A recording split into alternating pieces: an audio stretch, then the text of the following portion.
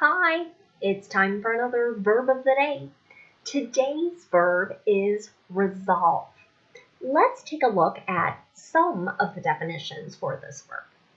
The first way you might hear the verb resolve used is to mean to settle or find a solution to a problem or a dispute.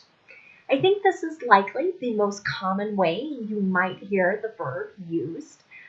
Again, you might hear about a lawsuit being resolved. So clearly there was some sort of dispute or argument, and now it has been settled. A second way you might hear the verb resolve used is related to medicine. It can mean to cause a symptom to go away or to lessen. So sometimes we'll talk about medication, resolving a particular condition or illness. A third way to use the verb resolve is to mean to decide firmly on a course of action. Sometimes, as we hear government leaders, politicians talk, they might, again, try and make this firm statement by saying, I resolve to, and then explain what their plan is regarding a particular issue. A fourth way you might hear the verb resolve used is to mean to make a formal decision by a vote. So you might hear this used in connection to committees or legislative bodies. Again, making this formal decision or resolving to do something.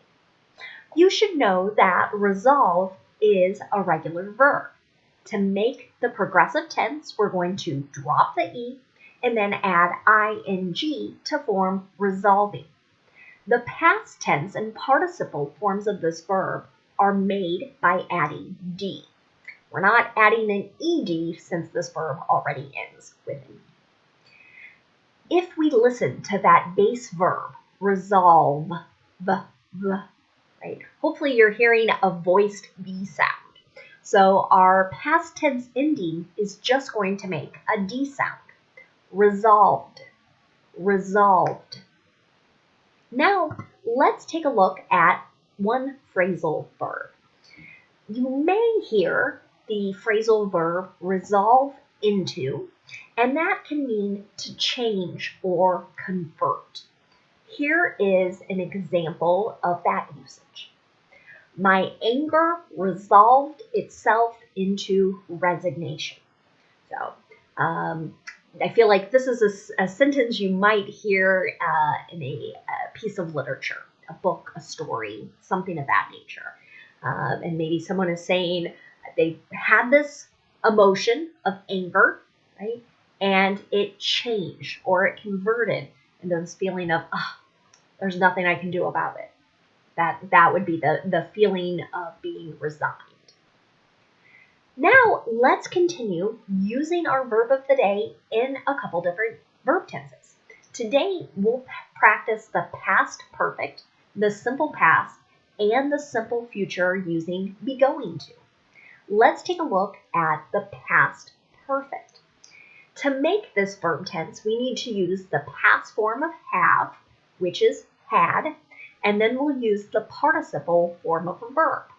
We tend to use this verb tense to talk about an action that happened before another action in the past. That's what's helping us sort of indicate what happened first in the past. Let's take a look at an example sentence. The company said that it had resolved all claims against the former employee. So again, this might connect back to that meaning of settling a dispute, settling a lawsuit, and I think that's what this sentence is describing. If I want to make a negative past perfect sentence, I'm going to insert not after had. You might hear native speakers use the contraction hadn't. Here's an example sentence. He hadn't resolved his relationship with his father before his father's death. So We know, unfortunately, sometimes families have very complicated issues, and sometimes there are disagreements or disputes. So here we're describing that this action hadn't been completed before the other action of dying in this case. If I want to make a yes or no question in the past perfect, I'm going to start with had, then I'll have my subject, and then the participle form of the verb. Had she resolved the issue before the meeting? Now let's take a look at the simple past tense. We're using this to describe an action that occurred at a definite point in the past. And in the affirmative, we're going to use our ed form of the verb, or our past tense form of the verb, however you like to think about it. Let's look at an example sentence. We resolved the issues with the website earlier this morning. So this might be a rather formal sounding statement. Really what it means, we fixed whatever problems there were. But sometimes this is language, again, you'll see companies use to sound very professional and formal. I should also note that the form of our verb in the simple past tense in the affirmative is going to be exactly the same no matter what the subject is. Next, let's look at making a negative sentence in the simple past tense. To do this, we're going to use did not and then the base verb. So we're not using the ed form in the negative or in questions. Let's look at another example sentence. The judge didn't resolve the issue in the hearing earlier this week. So whatever dispute wasn't settled at this earlier time. If I want to make a yes or no question in the simple past tense, I'm going to start with did, then I'll have my subject, and then the base verb. Did mediation resolve the dispute? So mediation, kind of a formal procedure where we have somebody who is neutral, so not on one side or another, but they help them sort of talk through the issue and come to a solution. Now let's look at making sentences in the simple future. Today we're going to use be, going to, and our base verb to form the future. Now, the form of be is going to change based on what our subject is. If our subject is I, we'll use am. If our subject is he, she, or it, we'll use is. And if our subject is you, we, or they, we'll use are. Let's look at the affirmative example. Taking this medication is going to resolve the symptoms. Okay, so this ties back to that second definition we looked at earlier about reducing or eliminating maybe some negative symptoms that people might be experiencing. If I want to make a negative simple future sentence using be going to, I just need to insert not after my be verb. Here's another example. The 2 new vaccines aren't going to resolve the pandemic quickly. So this is a sentence I have seen different forms of over the last month as we've had this exciting news about having multiple vaccines. In England, they're looking at a 3rd, which is very exciting. But there is still this issue. We cannot vaccinate everyone fast enough to solve the health crises that we're experiencing. So on that happy note, let's look at making a yes or no question using be going to. I'm going to start with a form of be that matches my subject. That comes next. Then we'll have going to and our base verb. Is the pandemic going to resolve itself anytime soon?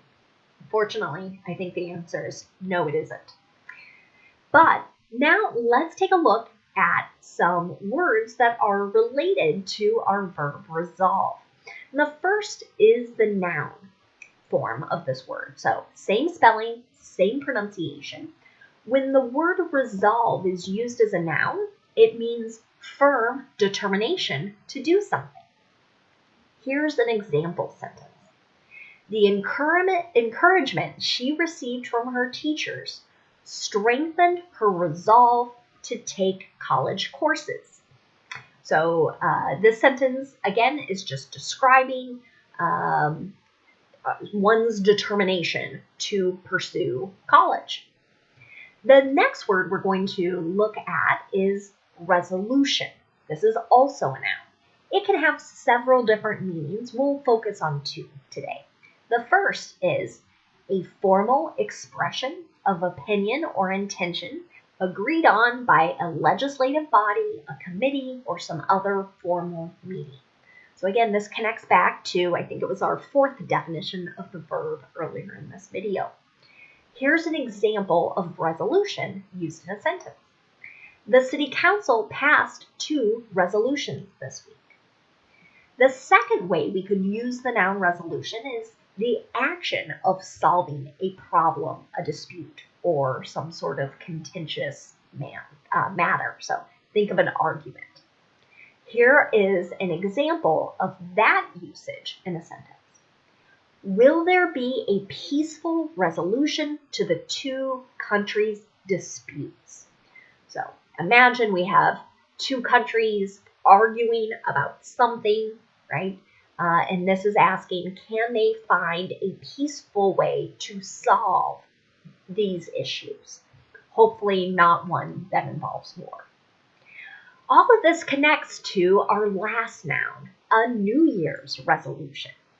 This is a type of promise or intention that many people in North America make right at the end of one year and the beginning of the next. And they're sort of promising to do something differently in the new year. So it's usually thought of as some sort of improvement that they want to make in their life. Sometimes this is about starting a new habit or maybe quitting a habit that is bad for oneself. Here's an example of this noun in a sentence. He makes a New Year's resolution to exercise more every year.